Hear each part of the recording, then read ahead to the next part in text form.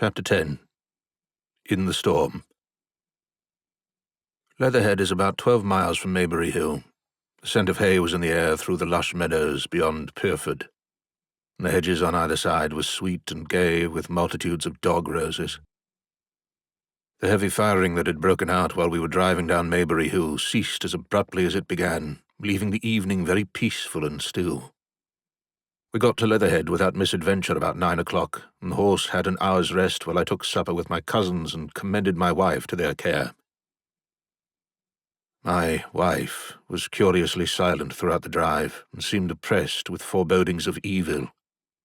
I talked to her reassuringly, pointing out that the Martians were tied to the pit by sheer heaviness, and at the utmost could but crawl a little out of it, but she answered only in monosyllables. Had it not been for my promise to the innkeeper, she would, I think, have urged me to stay in Leatherhead that night. Would that I had.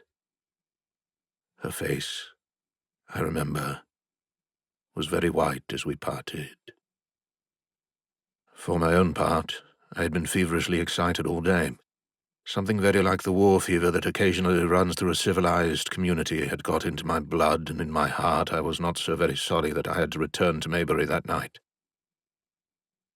I was even afraid that last fusillade I had heard might mean the extermination of our invaders from Mars. I can best express my state of mind by saying that I wanted to be in at the death. It was nearly 11 when I started to return. The night was unexpectedly dark. To me, walking out of the lighted passage of my cousin's house, it seemed indeed black. And it was as hot and close as the day. Overhead the clouds were driving fast, albeit not a breath stirred the shrubs about us. My cousin's man lit both lamps. Happily I knew the road intimately. My wife stood in the light of the doorway and watched me until I jumped up into the dog-cart. Then abruptly she turned and went in, leaving my cousins side by side, wishing me good hap. I was a little depressed at first with the contagion of my wife's fears, but very soon my thoughts reverted to the Martians. At that time I was absolutely in the dark as to the course of the evening's fighting. I did not know even the circumstances that had precipitated the conflict. As I came through Ockham, for that was the way I returned and not through Scent and Old Woking, I saw along the western horizon a blood-red glow, which as I drew nearer crept slowly up the sky. The driving clouds of the gathering thunderstorm mingled there with masses of black and red smoke. Ripley Street was deserted, and except for a lighted window or so the village showed no sign of life. But I narrowly escaped an accident at the corner of the road to Pyrford, where a knot of people stood with their backs to me. They said nothing to me as I passed. I do not know what they knew of the things happening beyond the hill, nor do I know if the silent houses I passed on my way were sleeping securely or deserted and empty, or harassed and watching against the terror of the night.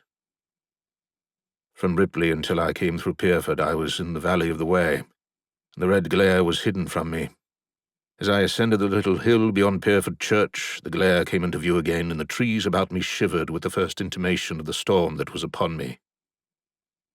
Then I heard midnight pealing out from Pyrford Church behind me, and then came the silhouette of Maybury Hill with its treetops and roofs black and sharp against the red. Even as I beheld this, a lurid green glare lit the road about me and showed the distant woods towards Addleston. I felt a tug at the reins. I saw that the driving clouds had been pierced, as it were, by a thread of green fire, suddenly lighting their confusion and falling into the field to my left. It was the third falling star. Close on its apparition and blindingly violet by contrast, danced out the first lightning of the gathering storm, and the thunder burst like a rocket overhead. The horse took the bit between his teeth and bolted. A moderate incline runs towards the foot of Maybury Hill, and down this we clattered. Once the lightning had begun, it went on in as rapid a succession of flashes as I have ever seen, the thunderclaps treading one on the heels of another, and with a strange crackling accompaniment sounded more like the workings of a gigantic electric machine than the usual detonating reverberations. The flickering light was blinding and confusing, and a thin hail smote gustily at my face as I drove down the slope. At first I regarded little but the road before me, and then abruptly my attention was arrested by something that was moving rapidly down the opposite slope of Maybury Hill. At first I took it for the wet roof of a house, but one flash following another showed it to be in swift rolling movement. It was an elusive vision, a moment of bewildering darkness, and then, in a flash like daylight, the red masses of the orphanage near the crest of the hill, the green tops of the pine trees, and this problematical object came out clear and sharp and bright. And this thing I saw, how can I describe it? A monstrous tripod, higher than many houses, striding over the young pine trees and smashing them aside in its career. A walking engine of glittering metal, striding now across the heather, articulate ropes of steel dangling from it, and the clattering tumult of its passage mingling with the riot of the thunder. A flash, and it came out vividly, heeling over one way with 2 feet in the air to vanish and reappear almost instantly as it seemed with the next flash 100 yards nearer.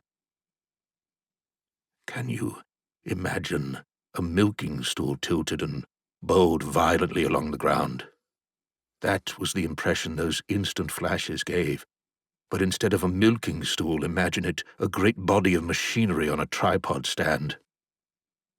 Then suddenly the trees in the pine wood ahead of me were parted, as brittle reeds are parted by a man thrusting through them. They were snapped off and driven headlong, and a second huge tripod appeared, rushing, as it seemed, headlong toward me. And I was galloping hard to meet it. At the sight of the second monster, my nerve went altogether.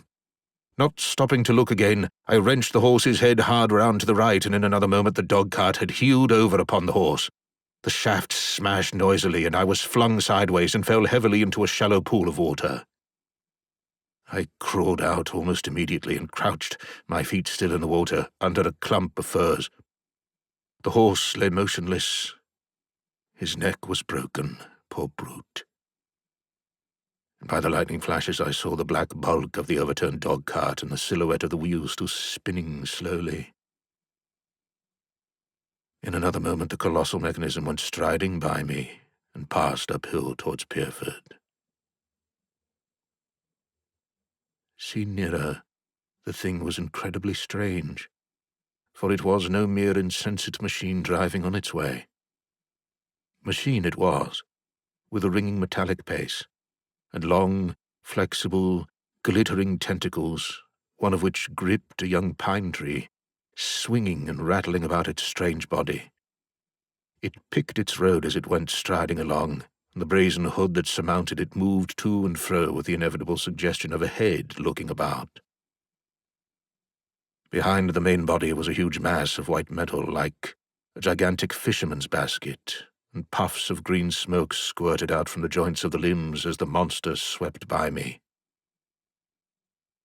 And in an instant it was gone. So much I saw then, all vaguely for the flickering of the lightning, in blinding highlights and dense black shadows. As it passed, it set up an exultant, deafening howl that drowned the thunder, "Alloo! Alloo!" And in another minute it was with its companion half a mile away, stooping over something in the field. I have no doubt this thing in the field was the third of the 10 cylinders they had fired at us from Mars. For some minutes I lay there in the rain and darkness, watching, by the intermittent light, these monstrous beings of metal moving about in the distance over the hedge tops. The thin hail was now beginning, and as it came and went, their figures grew misty and then flashed into clearness again. Now and then came a gap in the lightning, and the night swallowed them up. I was soaked with hail above and puddle water below. It was some time before my blank astonishment would let me struggle up the bank to a drier position, or think at all of my imminent peril. Not far from me was a little one-roomed squatter's hut of wood surrounded by a patch of potato garden. I struggled to my feet at last, and crouching and making use of every chance of cover, I made a run for this. I hammered at the door, but I could not make the people hear, if there were any people inside, and after a time I desisted, and, availing myself of a ditch for the greater part of the way, succeeded in crawling, unobserved by these monstrous machines, into the pine woods towards Maybury. Under cover of this, I pushed on, wet and shivering now, towards my own house. I walked among the trees, trying to find the footpath. It was very dark indeed in the wood, for the lightning was now becoming infrequent, and the hail, which was pouring down in a torrent, fell in columns through the gaps in the heavy foliage. If I had fully realized the meaning of all the things I had seen, I should have immediately worked my way round through Byfleet to Street Chobham, and so gone back to rejoin my wife at Leatherhead. But that night the strangeness of things about me, and my physical wretchedness prevented me, for I was bruised, weary, wet to the skin, deafened and blinded by the storm. I had a vague idea of going on to my own house, and that was as much motive as I had. I staggered through the trees, fell into a ditch and bruised my knees against a plank, and finally splashed out into the lane that ran down from the College Arms. I say splashed, for the storm water was sweeping the sand down the hill in a muddy torrent. There in the darkness, a man blundered into me and sent me reeling back. I gave a cry of terror, sprang sideways and rushed on before I could gather my wits sufficiently to speak to him. So heavy was the stress of the storm just at this place that I had the hardest task to win my way up the hill. I went close up to the fence on the left and worked my way along its palings. Near the top I stumbled upon something soft, and, by a flash of lightning, saw between my feet a heap of black broadcloth and a pair of boots. Before I could distinguish clearly how the man lay, the flicker of light had passed. I stood over him, waiting for the next flash. When it came, I saw that he was a sturdy man, cheaply but not shabbily dressed. His head was bent under his body, and he lay crumpled up close to the fence, as though he had been flung violently against it. Overcoming the repugnance natural to one who had never before touched a dead body, I stooped and turned him over to feel for his heart. He was quite dead. Apparently his neck had been broken. The lightning flashed for a third time, and his face leaped upon me. I sprang to my feet. It was the landlord of the Spotted Dog, whose conveyance I had taken. I stepped over him gingerly and pushed on up the hill. I made my way by the police station and the College Arms towards my own house. Nothing was burning on the hillside, though from the common there still came a red glare and a rolling tumult of ruddy smoke beating up against the drenching hail. So far as I could see by the flashes, the houses about me were mostly uninjured. By the College Arms, a dark heap lay in the road. Down the road towards Maybury Bridge, there were voices and the sound of feet, but I had not the courage to shout or to go to them. I let myself in with my latchkey, closed, locked and bolted the door, staggered to the foot of the staircase, and sat down. My imagination was full of those striding metallic monsters, and of the dead body smashed against the fence. I crouched at the foot of the staircase with my back to the wall, shivering violently.